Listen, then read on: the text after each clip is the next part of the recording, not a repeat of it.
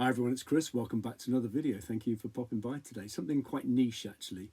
Today I just want to share my love of a particular guitar effect, the onomatopoeic guitar pedal, that is the wah pedal.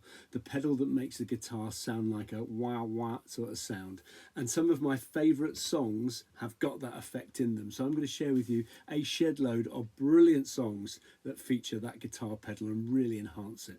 Now I think the first time I ever heard the wah wah pedal was in the background music to mid-70s American programs like Kojak and Starsky and Hutch, because it was very much kind of in the theme from Shaft, the kind of background blaxploitation kind of sound, and the wah pedal was very big in that kind of music. So that, I think, was the first time I really heard it. But it's been going a long time. I don't know the history of it. I know I think it's a John Dunlop Crybaby, there's a Vox wah pedal, and I'm not a guitarist, so I don't really know the history of it, but I know it's been going for a long time now, because in 1969, when this album came out, Jeff Beck's Truth, which has Rod Stewart, Ronnie Wood, there's some great use of the wah pedal on here. I Ain't Superstitious, which is I think a Willie Dixon song, has got great wah wah pedal. And so Jeff Beck always at the kind of the forefront of innovation and sound, as was at the time Eric Clapton as well. So this is an album which really features, certainly in Tales of Brave Ulysses, some great kind of wah wah pedal. But I think Eric Clapton's best use of it, and you could have an entire video on Eric Clapton's use of the wah pedal, but the best one I think is White Room from Wheels of Fire. It's just a fantastic song and a brilliant guitar sound on that. Now, just like Eric Clapton, I think you could probably have a whole video on the next fella, and that's Jimi Hendrix.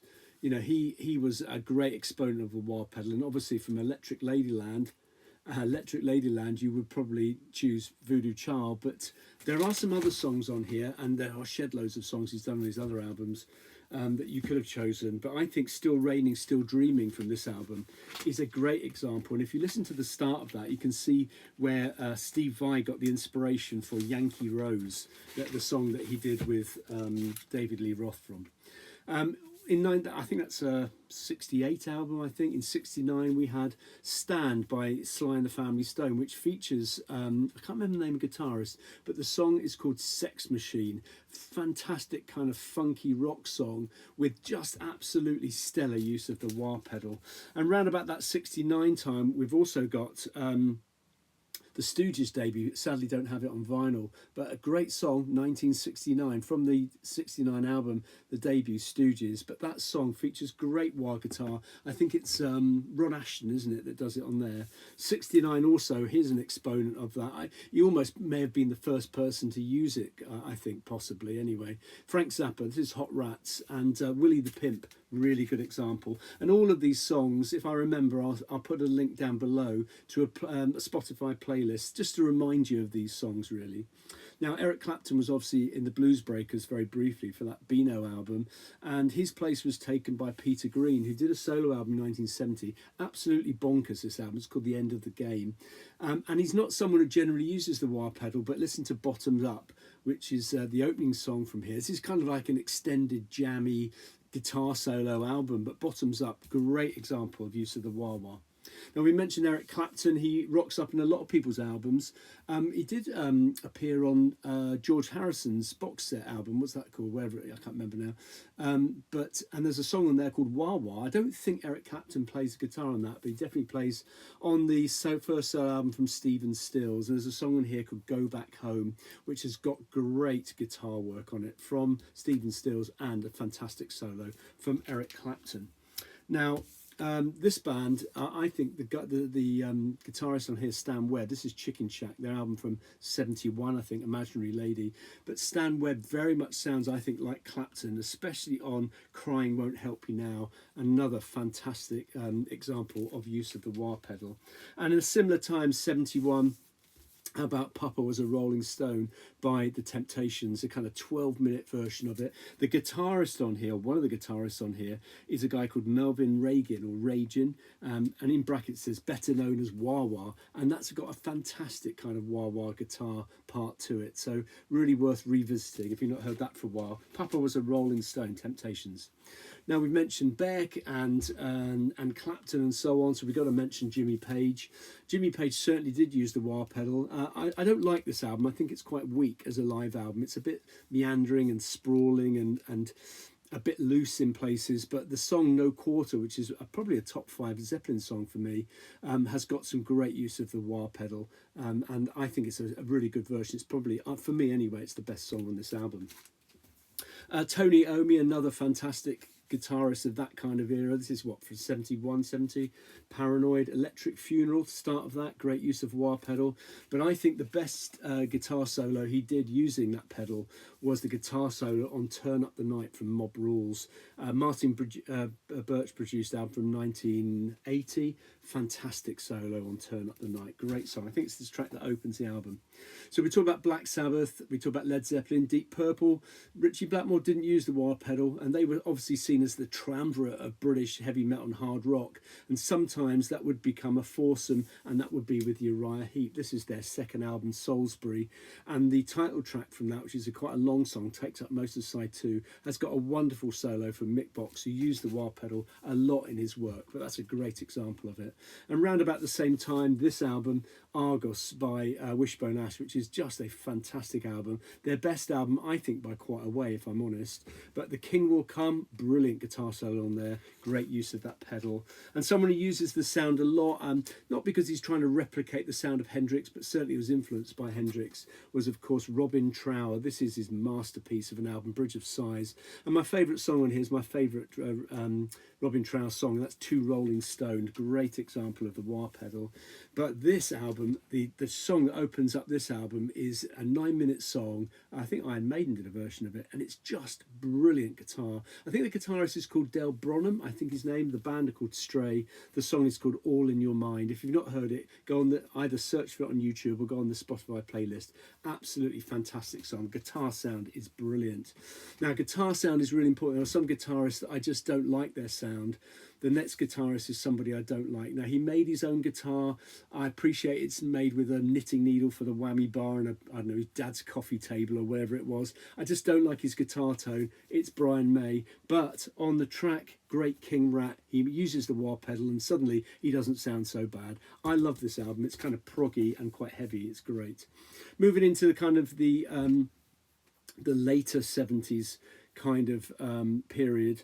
Now, Brian Robertson, who played with Thin Lizzy, he was a great exponent of the wah pedal. There's a song that features, a live version that features on this Killers EP that came out in, 1980, and it's Opium Trail, a song that appeared on Bad Reputation. Fantastic tune. The studio version is good, but the live version on this EP is tremendous. But I think the best wah pedal guitar solo that he did is on this album, which is 50 years old this year, Johnny the Fox, and that is Don't Believe a Word, one of their hits. Fantastic stuff. I love that solo. It's a short but sweet song, but the solo is absolutely brilliant. And another band from the kind of late 70s, guitarist who, he used the wah pedal quite a lot in their work, and I think it's to the best effect on the title track from this. So this is Motorhead. The guitarist is Fast Eddie Clarke. The title track, Motorhead, is just a heavy metal classic, despite the fact I know that Motorhead didn't regard themselves as a heavy metal band. They were a rock and roll band. Well, Overkill is about as heavy as it gets, but the guitar solo is really heavy on the wah. Fantastic. Love it. Okay, so let's look at some American artists as well. Should have mentioned earlier probably Eddie Hazel, who played with Funkadelic.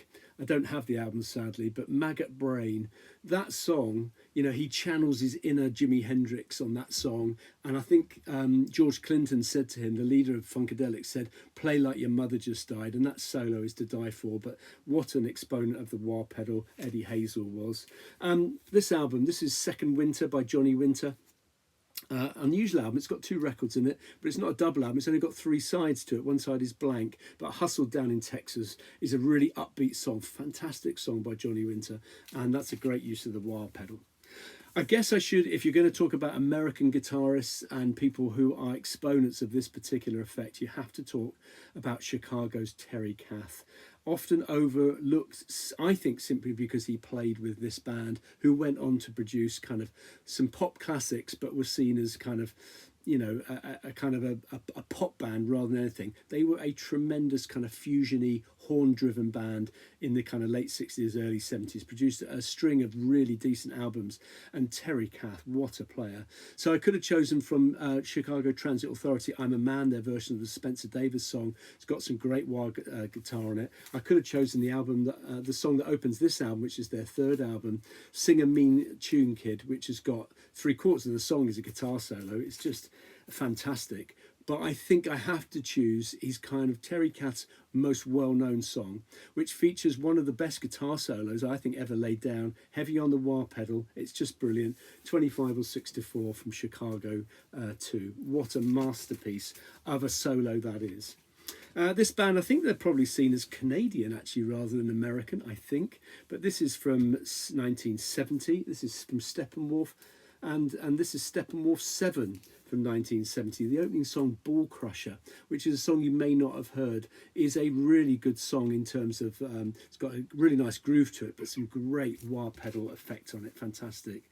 And in the early 70s, we saw John McLaughlin sort of depart from his work with Miles Davis and start up his own band, the Mahu Vishnu Orchestra, and there's some absolutely wild guitar on this, which is this is a fusion classic, it really is. But there's a song that's the second track on side 2. It's kind of almost bluesy actually. It's called The Dance of Maya. Fantastic kind of wah pedal use, just brilliant, love it.